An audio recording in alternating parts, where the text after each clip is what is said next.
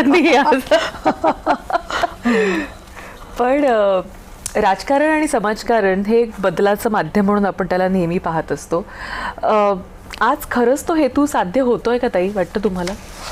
राजकारणामधून एक बदल झालाय नक्कीच, ते म्हणजे महिला मतदार जे आहेत त्यांची संख्या वाढते आणि जी व्होट बँक काँग्रेसकडे होती ती हळूहळू भाजपकडे आणि शिवसेनेकडे आलेली आहे.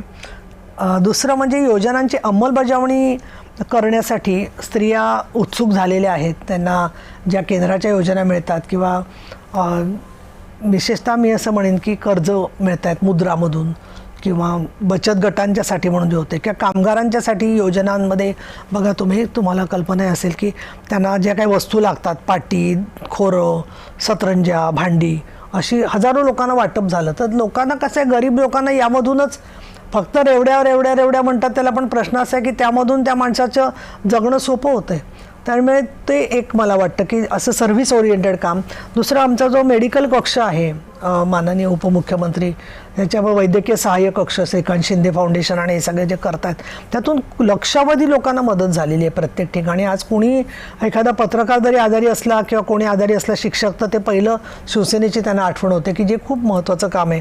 आणि चौथं म्हणजे आपत्ती व्यवस्थापन. कुठेही संकट आलं तर पहिलं त्या ठिकाणी शिवसेना धावते, शिवसैनिक धावतात, मदत करतात. तर या गोष्टी ज्या आहेत त्या सुद्धा महत्त्वाच्या आहेत. जसं मी सुरुवातीला